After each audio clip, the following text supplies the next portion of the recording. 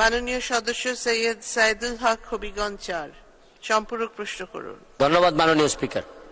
মাননীয় স্পিকার, আমার মাননীয় মন্ত্রী মহোদয়ের কাছে আমার জিজ্ঞাসা, ঢাকা শহরে মানুষ আছে 2.25 কোটি, কতগুলা থানা, কতগুলা জেলা, ইউনিয়ন, অথচ আমাদের আইনে সাকসেশন সার্টিফিকেটের জন্য সাকসেশন কোর্ট আছে মাত্র একটা, এবং এইটা আমাদের জন্য জানেন নামজারি, শেয়ার ট্রান্সফার, উত্তরাধিকার সবকিছুতেই আমাদের সাকসেশন সার্টিফিকেট লাগে।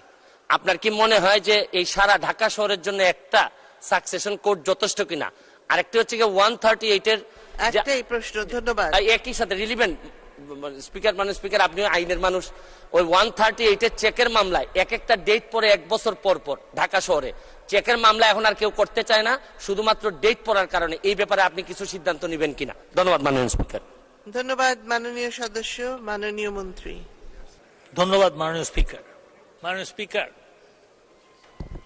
মাননীয় সংসদ সদস্য যেরকম মানুষের উপকার করার জন্য সংসদ সদস্য হয়েছেন, আওয়ামী লীগ সরকার কিন্তু জনগণের উপকার করেছে এবং করে বলেই এই 10 বছর 11 বছর 3 বার, আপনার 4 বার এই নির্বাচনে জয়ী হয়েছে। তো সেই প্রেক্ষিতে আমি বলবো যে যদি এই একটা সাকসেশন কোর্টের যদি না হয় তাহলে অবশ্যই এই সরকার সিদ্ধান্ত নিবে যে এটা আরো বাড়ানো, এবং সেইখানে একটা যেই আইনি একটু জটিলতা আছে সেটা রিমুভ করার চেষ্টাও আমরা করব, যাতে মানুষ, মাননীয় প্রধানমন্ত্রী বলেছেন ওয়ান স্টপ সার্ভিস, সেই ওয়ান স্টপ সার্ভিস যেন মানুষ পায় সেটার চেষ্টা করা হচ্ছে।